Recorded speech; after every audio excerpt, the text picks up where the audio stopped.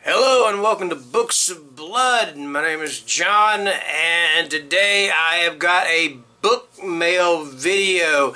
Actually, I did not expect to be making a video today or tonight. It's nighttime right now. I am tired. I am sleepy. I'm going to tell you that right flat out. Every Wednesday, a friend of mine and I meet at this video game and board game store, and we play board games, and we meet at 11 a.m. in the morning, and I'm a night owl, so I stay up quite a bit, and then I try to get a little bit of sleep and then go over there. So I'm a little bit sleepy. Anyway, I have got book mail. I've got book mail from two fellow booktubers. I got from Working Man Reads, that's Josh, and check it. I'm gonna put their links in the description anyway. So yeah, check out Josh, and I've also got a box of books from Spooky Noodles. That is Nick, and I'll put his link in the description too. Anyway, Josh, he texted me on Instagram, and he's like, "Hey, I got some books I'd like to send you and everything." And it's quite a little collection. It's like 5, 6, 7 books, I think. 3, 6, 6 books, all right? And they're in various conditions. I believe I do have one of them. I told him I didn't have some of these. I think I do have one. And that's okay. And if it's all right with him, what I'll do is I'll put it in with the giveaway that I'm doing. So instead of getting the 4 books that I mentioned, you'll get an extra book, all right? And that's only if it's okay with him, all right? And if I don't have it. So there you go. So let's go ahead and get Josh's out of the way first, and then we'll go on to Nick's. Nick's is a little bit larger collection of books, okay? So the first thing that Josh sent me, and this is the one that I think I've got now that I look at the cover, and I told him I didn't have it, so sorry about that, Josh. I apologize for that. Anyway, this is Bentley Little, The Return. I think I have a hardcover copy of this now that more that I think about it. Anyway, Springerville is famous for the legend of the Mogollon Monster. Of course, nobody really believes it. It's just a good campfire story, something to attract gullible tourists, until an excavation team unearths the figurine of a screaming woman, the jawbone of a deformed animal, and a child's toy. How odd that they were buried together. Odd, too, is the foul odor lingering in the air, the strange noises at night, and the man's face found hanging from a tree. Now the locals are locking their doors because after sundown, campfire stories can seem very, very real. And that is The Return by Bentley Little. Alright. Next up, now this is one, I am not sure if this is a horror novel or what. It's by Damian Casey, and it's called Pup. Alright. And it just says on the back, Ignis Spiritus Morte. I'm not even sure what that means. I have no idea. Anyway, it was, yeah, there is no real synopsis in here. So like I said, I'm not sure if it's horror, if it's sci-fi, if it's I don't know. Anyway, he sent it to me, and I appreciate that. Okay, so there we go.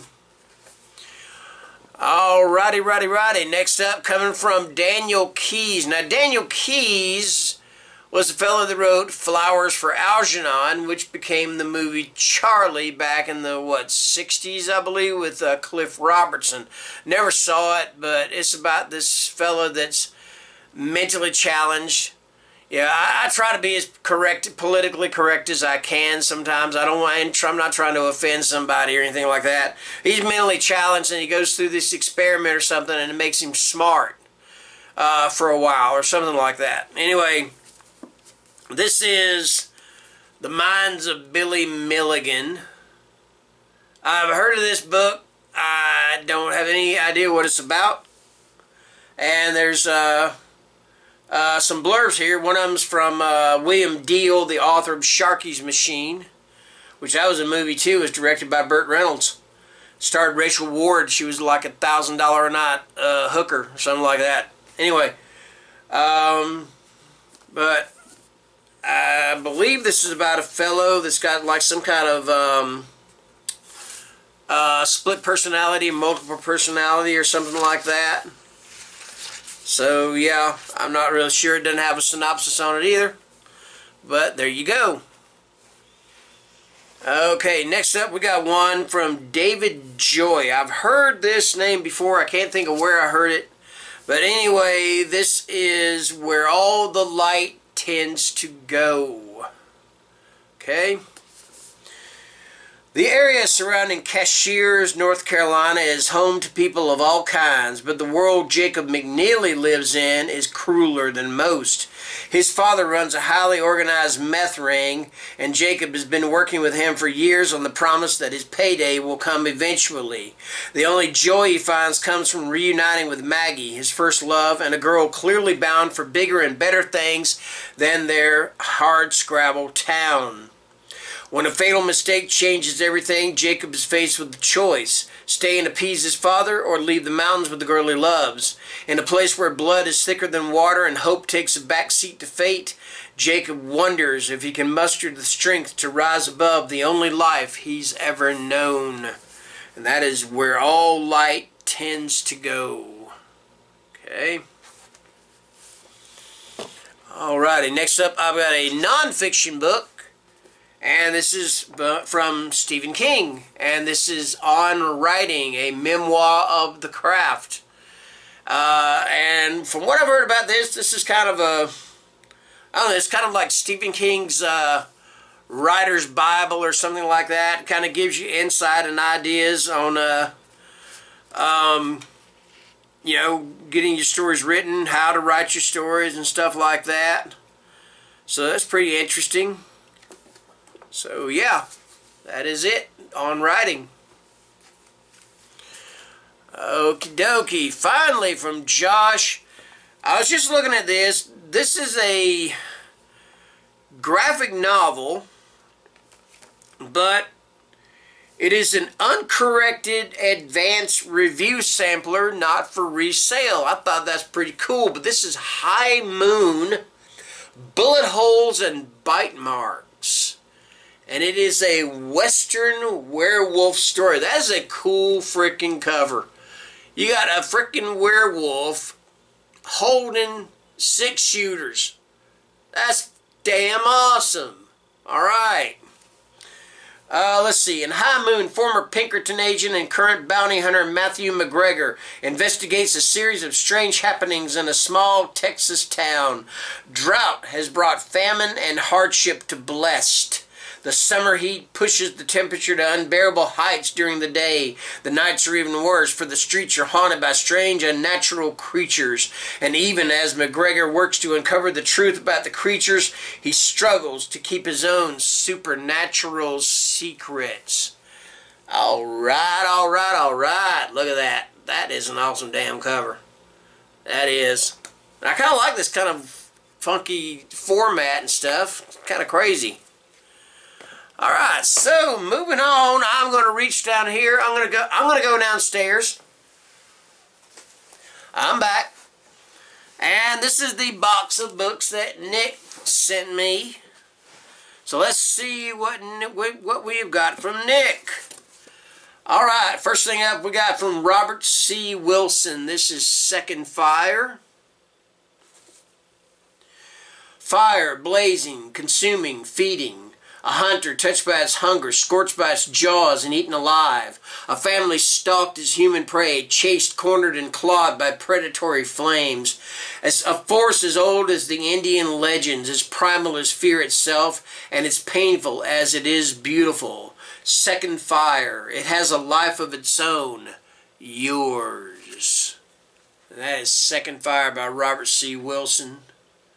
You got some bats right there, if you can see them. There you go. Alright. And again, with Nick's box, I do have some of these books already. I actually won these in a giveaway. Nick wrote me and he told me, said, hey, you won the giveaway. I'm like, alright, cool, thank you, awesome. And, but anyway, like I said, he threw some extra. Nick always throws extra stuff in, you know. Anyway, some of them I do have. And again, like I said, I might put them in a giveaway or something like that. But if it's alright with Nick, if it is alright with Nick, that's what I might do. I don't know. I might. And so I am. And we got the Tommy Knockers. Now, this is one I've got. Anyway, Stephen King. And it's about, you know, them finding this, like, spaceship buried and stuff. And this strange shit happening and things like that. Anyway, that is the Tommy Knockers. And these are all books from Nick's collection. You know, that's alright. That's great. I appreciate it when people send me stuff like this. That's awesome to me. Alright, and then from Dan Simmons, you got Carry On Comfort, or Carry On Comfort. Alright. All humans feed on violence, but only those with the ability have tasted the ultimate power. Ordinary vampires possess the body, but only those who use the living can violate the soul. They gather their strength through the years. They plot their unholy games. They war among themselves, and the victor will stand alone against a world without defenses. And that is Carrying Comfort. Alright. I moved my phone over. Got my phone charged. Did I push the thing there? There we go. Alright, let me see what else I'm going to grab here. I'll grab this one. This is Nocturnal, and this is by Ken Yulo. Got one of those shiny ass covers there. That's pretty awesome. He comes into her dreams, killing, ravaging, insatiable. Rose had always had strange, remarkable powers, seeing into the future, into other people's lives. Now alone in the city, her nights are filled with savage dreams, visions of menace, of rape, of murder. Twice she has received powerful, deadly vibrations from a man with a terrible need to kill. Twice friends of Rose have died beneath his insane fury. Now he is hunting her, relentless, vicious, not to be denied. Now he is circling closer. Soon she will sense his breathing, hear his footsteps, feel his fatal force. Soon her screams will echo in a final bloody midnight fight for life. And that is me dropping a book. Dang. Book abuse, we're the book police. Alright. There you go. Nocturnal. Okay, what am I going to grab now? Let's grab this one. This is from Brian Keene. This is Ghost Walk. There are all kinds of legends about Lahorn's Hollow. Everything from ghosts to a goat man are said to haunt the woods, so it's the perfect place for Ken Ripple to set up his latest haunted attraction. Halloween is coming, and Ripple knows folks will come from miles around to walk down the spooky trail and get scared witless. But there's one thing Ripple hasn't counted on. Those legends aren't just talk. Evil really does wait in the woods. Soon the unsuspecting customers will pay their money and get in line to die. Maybe I should add a little more dramatic effect to that. To die. How's that? Alright, there we go. Okay, next up. Now, I've read this, but I do not have a copy of it. And this is Swan Song by Robert McCammon. And this is kind of along the same lines as The Stand by Stephen King. There's this big, I think this one is a nuclear war. And then you got the survivors, and the survivors are like split up into groups, and all this. An ancient evil roams the blasted nightmare country, an evil as old as time. He is the man with the scarlet eye, the man of many faces, gathering under his power the forces of human greed and madness. He is seeking to destroy a child, the one called Swan. And that is Swan Song by Robert R. McCammon. And Robert R. McCammon, and you cannot go wrong with this guy. I don't think I've read a story yet by McCammon that I did not like. Alright, so there you go. Let's see. Let me grab one here. Alright, here's one from J.N. Williamson. And this is a really, really weird cover. You can tell that's an old school cover, the Thetulpa. It rose from within with a special hunger. Charlie Kavanaugh felt all of his 73 years. He was burdened by age and a drifting mind. He was worried about his spells, his dreams, or visions.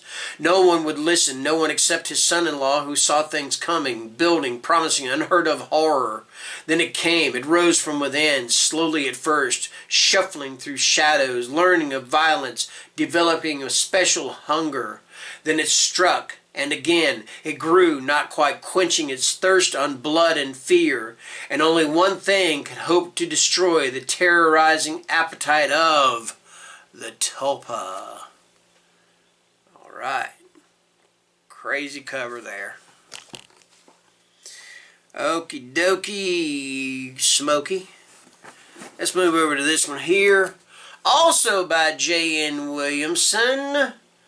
This is Moonspell. Okay. It says something evil shines under the sun. It struck like a bolt of lightning from a clear blue sky, forever changing Grady Calhoun's life and death. At first he scoffed at the curse and the small-town charlatan who had uttered the fateful words, "You will die within 45 days, yet no one will harm a single hair on your head." Then the people around him began to suffer and die, horribly and in agonizing pain. And for Grady Calhoun, beset by supernatural terror, there were no options left. He had to fight the curse that was killing his loved ones or give in to the overpowering evil of the Moonspell. Alright. It says something evil shines under the sun. Of course, it said that on the front too. Alright. Okay, next, let's see what I'm going to grab. Let's grab this one. Now, I do have a copy of this one, but that's alright. This is by John Ferris, and this is The Fury. And this was made into a movie directed by Brian De Palma. And I believe, who did it star? I cannot remember who it starred. Oh, Kirk Douglas, John Cassavetes, Carrie Snodgrass, Charles Durning and Amy Irving. And this is about these two siblings that have got like these psychic powers, you know, kind of like Scanners by David Cronenberg. Alright, anyway, this is The Fury by John Ferris. Okay, let me see here. Let's go to this side here, and this is by Owl Going Back, Evil Whispers. Robert and Janet Patterson and their young daughter Chrissy went looking for the perfect getaway vacation spot. They found it in a backwoods Florida town, far away from civilization, quiet and peaceful and terribly isolated. Robert and Janet should have listened to the local legends. They should have heeded the warnings about the Blackwater lagoons, and they should have listened to their daughter when she told them about the whispers in the woods, because now it's too late. Chrissy's disappeared, and whatever took their little girl is coming back for more. Alright, that is Evil Whispers. Okay, Owl Going Back. Let's see here. Let's grab this one here. This is by Richard Setlow. Now, this is an author I've never heard of. If anybody's ever heard of Richard Setlow, let me know. Anyway, this is The Experiment. Okay. He searched for the answer to the mystery of life. Now on the brink of a major breakthrough, oceanographic research scientist Dr. Carl Steinhardt needs a volunteer for a revolutionary transplant operation that would settle the fate of his lifelong quest. A volunteer with the courage to challenge nature's laws and journey into the unknown. He agreed to be a human guinea pig because he was going to die anyway. For 38-year-old aerospace engineer Harry Styles, not the same Harry Styles from One Direction. And y'all probably sitting there going, how does he know who One Direction is? I keep up with stuff, or try to. A terminal lung cancer patient with a wife and 3 children he loves. The knowledge that at the moment of his death he would make a permanent contribution to science was a source of fierce pride. But when the final coma comes and Styles steps across the valley of death, he suddenly discovers the truth and the full meaning of terror. That is the experiment. Okay. There is an end to this. I'm getting to it. Alright? Okay, now this one I do know that I've got, and that's alright. This is Clive Barker's In the Flesh. This is part of the Books of Blood, which is, of course, you know, where I got the name of this channel from. So thank you for that, Clive Barker, if you're watching. And if you are watching Clive Barker, why are you not subscribed to me? There you go. Anyway, this has got the stories. What we got in this thing? Let me find the table of contents. In the Flesh, The Forbidden. And The Forbidden is the story that Candyman is based on. It is is quite a bit different, actually, from the movie. I've read the story, can't remember if I liked it or not. Of course, I loved the movie Candyman. The Madonna and Babel's children are contained within this here. Okay, let's go over to this one right here. And this is from F. Paul Wilson, and this is Midnight Mass. Excuse me. Vampires control all of Europe, India, the Far East, and the major cities in North and South America. It seems that nothing can stand in their way, and that humanity will become cattle for the harvesting, the source of the blood of life. People aren't even safe from their own kind. Human cowboys enlisted by the vampires herd other humans in return for the promise of the bite of eternal life someday.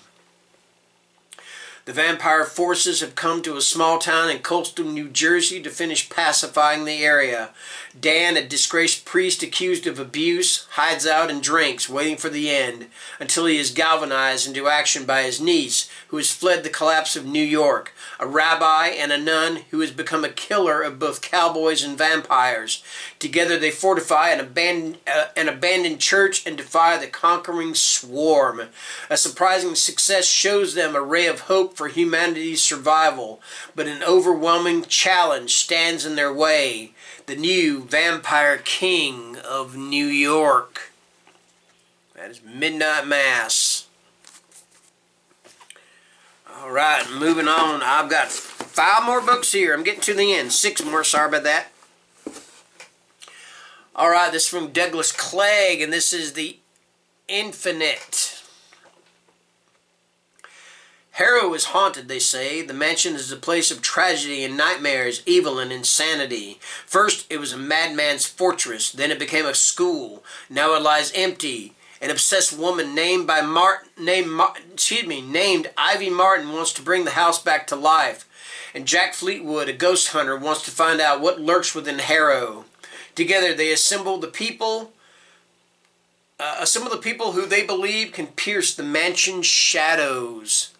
A group of strangers with varying motives and abilities gathers at the house called Harrow in the Hudson Valley to reach another world that exists within the house. A world of wonders, a world of desires, a world of nightmares. And that is The Infinite by Douglas Clegg. Okay. Let's see here. Let's go. I got some oversized ones here, fairly, or bigger than this. This looks like it was a library book edition, and that's all right. And this is from Mark Morris, and this is called It Sustains. And there's a little bit of a glare on the cover. Sorry about that. Let's see here what we got.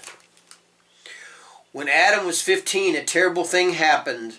So terrible that he and his father ran away in an attempt to put it behind them. But the past is not so easy to shake off, and a new start does not necessarily mean a better start. Who is the figure at the top of the stairs? Whose is the face in the mirror? What is the thing in the pond? And why does Adam often feel he is being followed, only for his pursuers to dissolve into shadow when he turns to confront them? When Adam was 15, a terrible thing happened, so terrible that he believed it to be the worst thing of all. But he's about to find out that there are far worse things waiting out there. And that is It Sustains, and it's by Mark Morris. Alright, I'm going to put that right there, because I'm running out of room on the other side. Okay, next up from Kevin J. Kennedy, another one I've heard his name before. I can't place where I heard it, but I've heard it. Anyway, this is Halloween Land. An action-packed, coming-of-age horror tale full of twists, turns, and unexpected adventures. Zach and Wendy are a couple of horror buffs who love Halloween.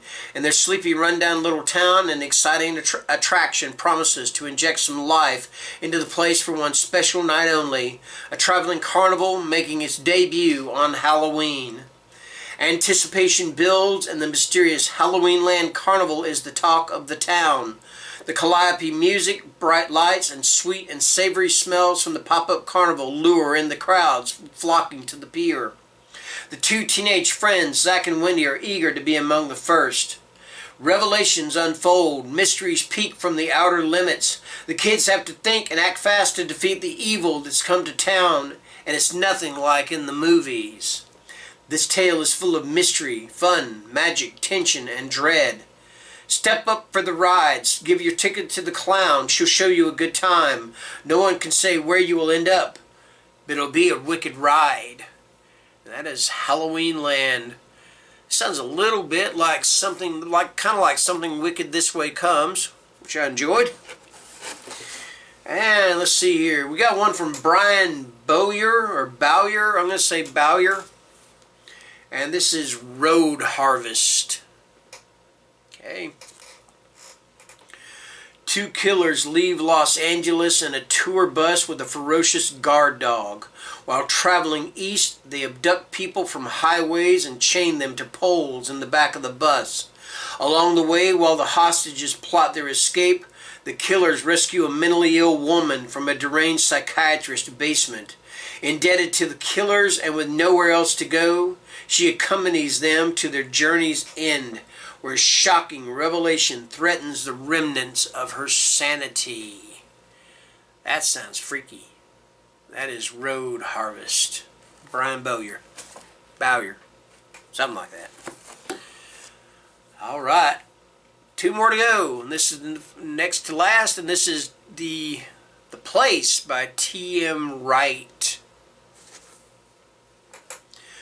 Greta King is scared. There's no one home and she's locked out. Something is very wrong. Even the place, Greta's imaginary world, is touched by terror. The bright blue sky has turned black-red, and the magical cats won't talk anymore. Ella King is scared too.